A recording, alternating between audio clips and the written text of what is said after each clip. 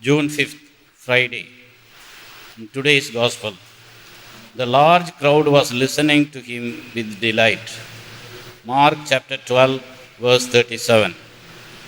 Some people think that clarity is a proof of truth, but there are many things that are clear and false. When we think we have understood something, we say, I have it. We should pause here. It is not we who sees the truth. It is the truth that should seize us. As Chesterton put it, we are not here to get the skies into our heads, but to get our heads into the skies. To promote false clarity is to be an enemy of the truth. விண்ணில் பிறந்த இறைக்குலம் நாமே, அன்பினை காத்து அறம் வளர்ப்போமே, அறம் வளர்ப்போமே.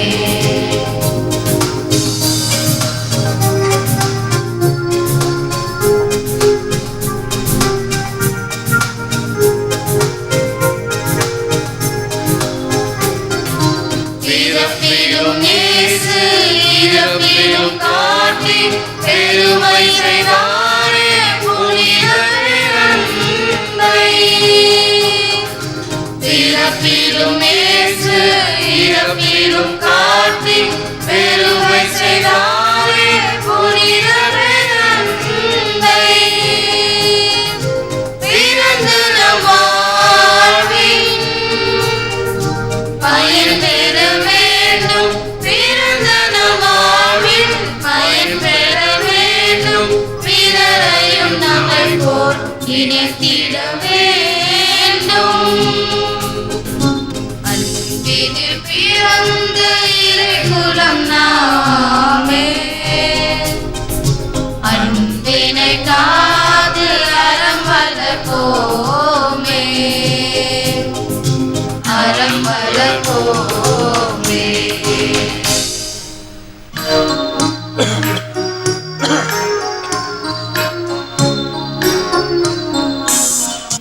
என் நெஞ்சே நீ ஆண்டவரை போற்றிடு, நான் உயிரோடு உள்ளளவும் ஆண்டவரை போற்றிடுவேன். என் வாழ்நாள் எல்லாம் என் கடவுளை புகழ்ந்து பாடிடுவேன். ஆண்டவர் பார்வையற்றோரின் கண்களை திறக்கின்றார், தாழ்த்தப்பட்டோரை உயர்த்துகின்றார், நீதிமான்களிடம் அன்பு கொண்டுள்ளார்.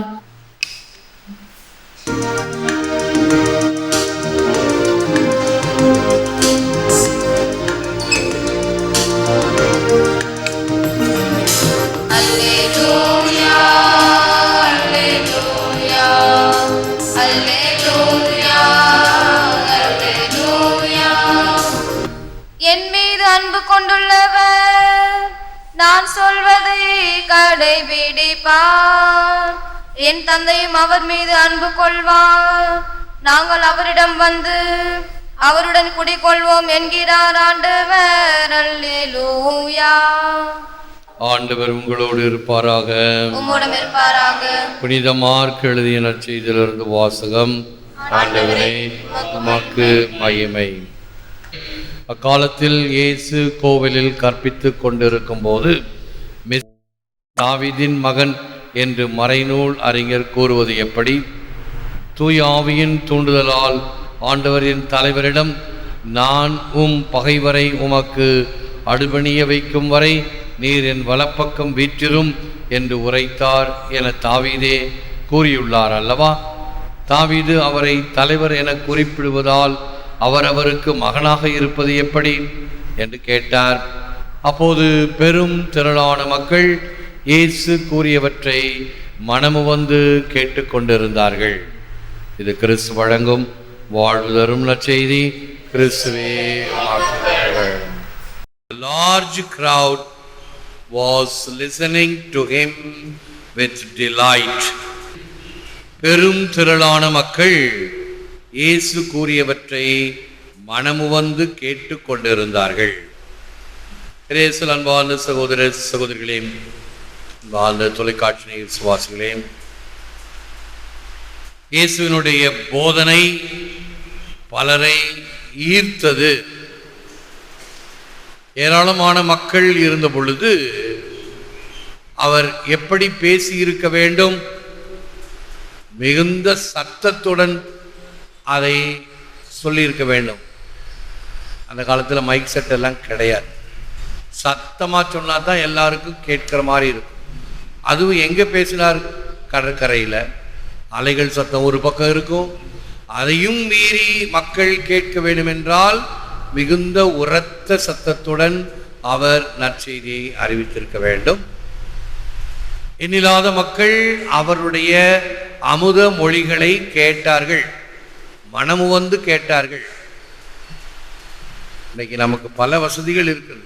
ஆண்டவருடைய அருள் வாக்கை கேட்பதற்கு தொலைக்காட்சியின் வழியாக படமும் செய்தியுமாக வார்த்தையுமாக கேட்பதற்கு நம்மால் முடியும். ஆனால் அக்காலத்தில் இல்லை. ஆண்டவரை நாடி தேடி சென்றார்கள்.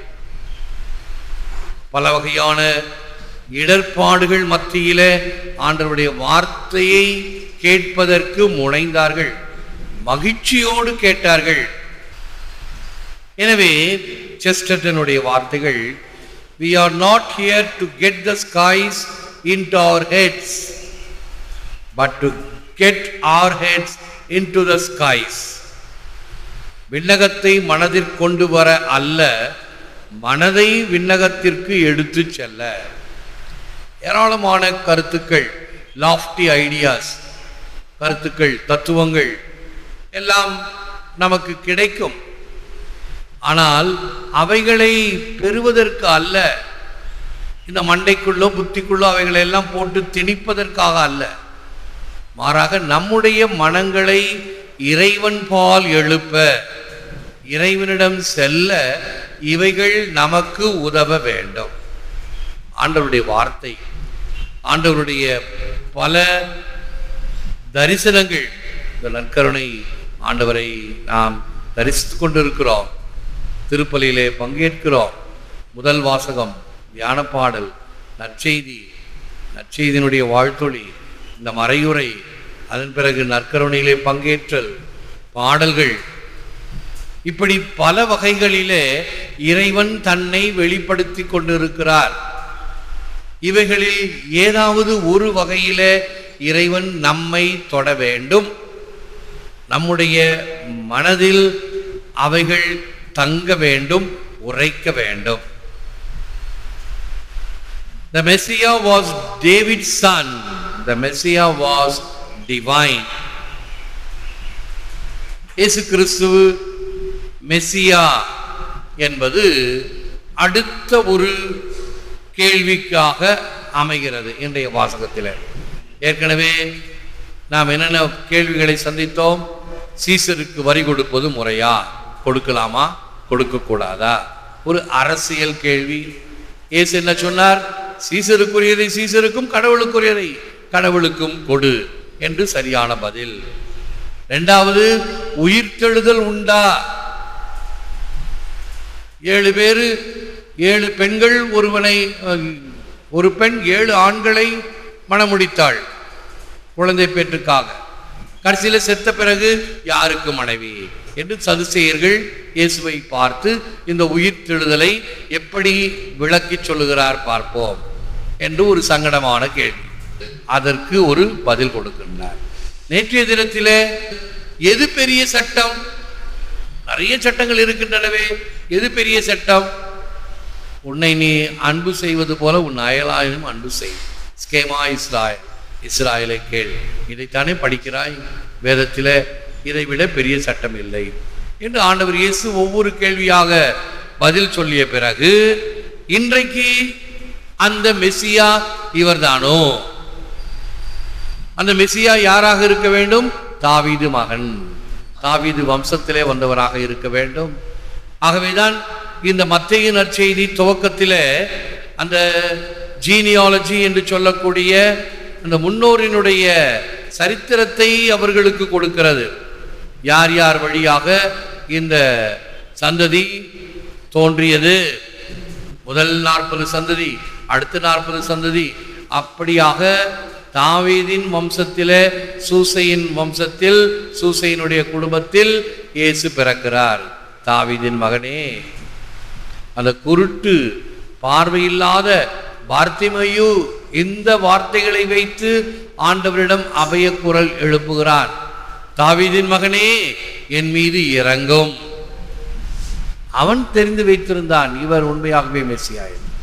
இந்த மெசியா இறைத்தன்மை வாய்ந்தவர். மக்கள் இவருக்காக காத்து கொண்டிருந்தார்கள். குருத்து ஞாயிறு அன்றைக்கு ஒரு பழைய பாடல் ஒன்று பாடும், ஒசானா தாவீதின் புதல்வா, ஆயிரக்கணக்கான வருடங்களாய் ஆண்டவரே உமக்காக காத்திருந்தோம் என்று, இஸ்ராயேல் ஜனங்களை ஆளவரும் எம் இயேசு இரட்சகரே மீட்பரே வந்தருளும் என்று அந்த மெசியாவுக்காக மக்கள் காத்து கொண்டிருந்தார்கள். இவர்தான் மெசியா என்று ஏற்றுக்கொள்வதற்கு அவர்களால் மனம் ஒப்பவில்லை. இவரா மெசியா?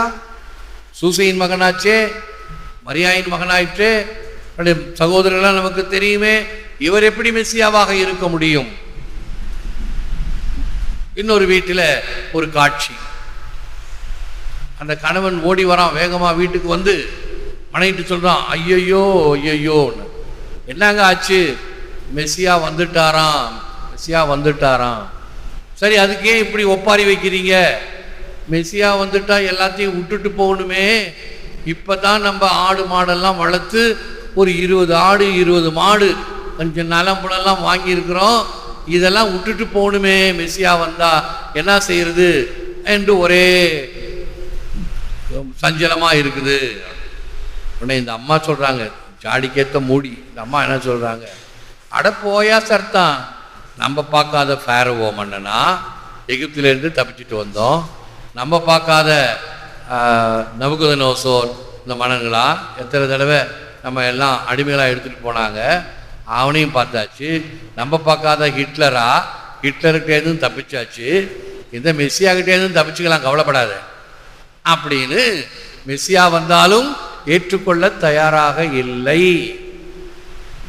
பாருங்கள், என்ன ஒரு கடினமான மனதை இந்த துணுக்கு படம் பிடித்து காட்டுது. யார் வந்தாலும் சரி, நான் ஏற்றுக்கொள்ள மாட்டேன், என்னுடைய போக்கில் தான் இருப்பேன். அது மெஸ்ஸியாவாக இருந்தால் என்ன, தாவீதின் மகனாக இருந்தால் என்ன, இறைமைந்தனாக இருந்தால் என்ன, எனக்கு வேண்டியது அனுகூலம், எனக்கு வேண்டியது ஆதாயம். இவைகளை தருவது யாராக இருந்தாலும் ஏற்றுக்கொள்கிறேன், இதை தருவதற்கு தடையாக இருக்கக்கூடியதை நான் ஏற்றுக்கொள்ள மாட்டேன் என்கின்ற பேர் வழியாக கடின உள்ளம் படைத்தவர்களாக இருந்தார்கள். இயேசுவை ஏற்றுக்கொள்ளவில்லை. இந்த இயேசுதான் வாழுகின்ற கடவுளின் மகனாக, மெசியாவாக, மீட்பராக வந்தவர் என்பதை உலகம் ஏற்க மறுக்கிறது, தயங்குகிறது. விசுவாசம் உள்ளோராகிய நாம் அவரை ஏற்றுக்கொள்வோம். முழந்தால் இருப்போம், செபிப்போம். O God, you guide me day by day through this wonderful world. Arrogance and pride tempt me along with lust for power and wealth. Lead me along a humble path, keep me safe and fill me with light. இறைவா, இந்த அருமையான உலகத்தில் ஒவ்வொரு நாளும் என்னை வழிநடத்தும். ஆணவமும் செருக்கும் என்னை காமத்திற்கும் பணத்தின் இதத்திற்கும் தள்ளுகின்றன. தாழ்ச்சியான பாதையில் என்னை வழிநடத்தும், என்னை பாதுகாரும், ஒளியால் என்னை நிரப்பும். ஆமென். உம்மை நாங்கள் ஏற்றுக்கொள்ள, உம்மை இனம் கண்டுகொள்ள எங்களுடைய அகக்கண்களை திறந்தருளும். ஏற்று வரமருளும் இறைவா, காக்கும் கரங்களினால். ஆமென், ஆமென். அன்பர்களே, ஒவ்வொரு வீடியோவின் கீழும் மறையுரை விளக்கங்கள் உள்ளன. படித்து பயன்பெறுங்கள். நன்றி, வணக்கம்.